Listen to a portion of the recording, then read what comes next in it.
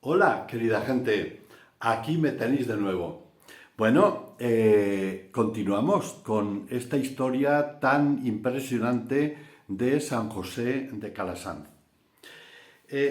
Hoy voy a dedicar este vídeo a los 8 años que él pasa desde que es ordenado sacerdote hasta que marcha a Roma. Veréis, fueron años, como vais a ver, de confusión y de búsqueda. Él no encontraba lo que quería y la realidad de aquellas iglesias tampoco le daban mucho empuje, mucha motivación, sino más bien encontraba problemas y problemas serios para un cura joven. Bien, os cuento, empezamos con la historia. Nos quedamos cuando José estaba terminando los estudios de teología en Alcalá de Henares. Recibe una llamada de su padre. Su hermano mayor, que se llamaba Pedro, como su padre, muere. Y el padre decide que es José el que tiene que continuar como heredero los negocios de la familia. Era el hijo de los 8 hijos que había tenido aquella familia, aquel matrimonio, era el que tenía estudios. Entonces le llama y le pide que se encargue él. Pero José le dice que no, que él lo que quiere es ser sacerdote. Y el padre no lo permite. No se lo permite. Hubo ahí un par de años difíciles para José, viviendo en su casa, deseando ser sacerdote y sin embargo su padre oponiéndose. Al año y medio más o menos contrae una enfermedad. No he sabido qué tipo de enfermedad, pero lo que sí es que estaba muy grave, a punto de morir.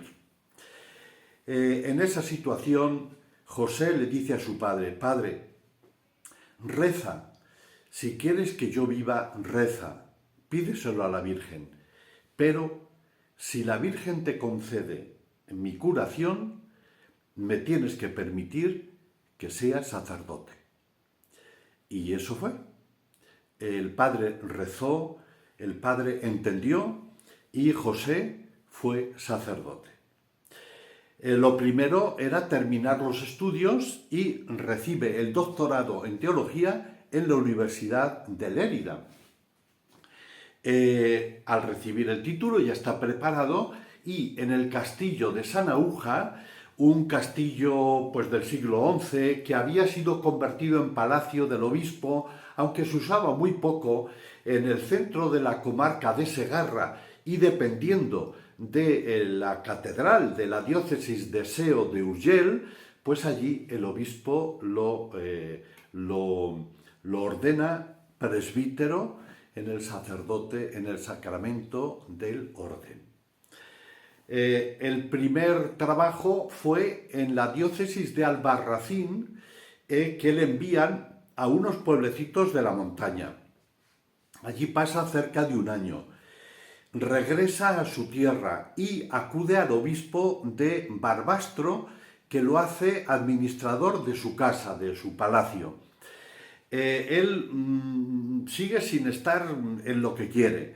Y en aquellas fechas hay un hecho político, las Cortes de Monzón, eran cortes regionales que mandaba el rey, en este caso Felipe II, donde se reúnen obispos, notables, gobernadores, etc.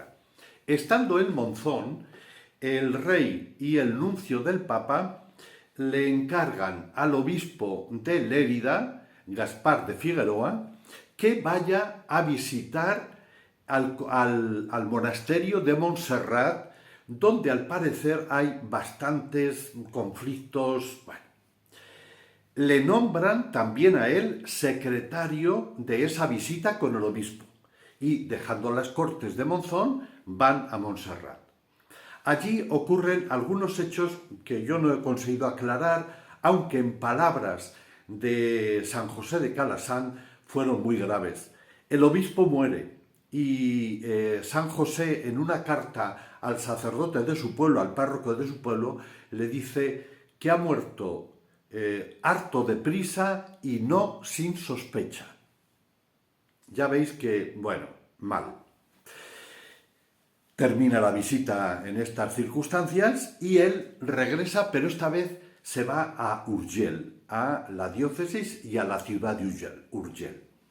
Allí lo recibe el obispo, pero el obispo muere a los 2 meses y queda José de secretario de los canónigos del cabildo de la catedral y de alguna manera administrador de la diócesis.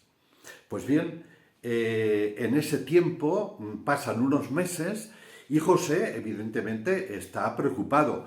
Hay 2 cartas de San José de Calassanz al rey Felipe II diciéndole que cuanto antes nombre al obispo. ¿Por qué?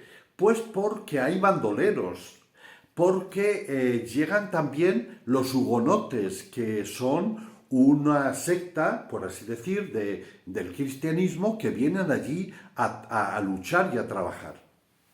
Por fin le nombran obispo y él queda libre. El obispo Capilla de Urgell, pues entonces le recompensa de alguna manera. Le envía a Roma para que sea encargado de los asuntos de la diócesis y para que él consiga una canonjía. El ser canónigo en cualquiera de esas diócesis, Albarracín, Barbastro, Lérida, Urgell, que era donde él se había movido, pues entonces eso lo tenía que dar el rey y el papa. Y entonces él va con esa función y con ese deseo de ser canónigo en una de las catedrales de su tierra. Lo dejamos aquí. Bueno, es que a veces me largo un poco, pero es que son historias tan interesantes que quiero que vosotros también la conozcáis para comprender y conocer lo mejor posible a San José de Calassanz. Hasta la próxima.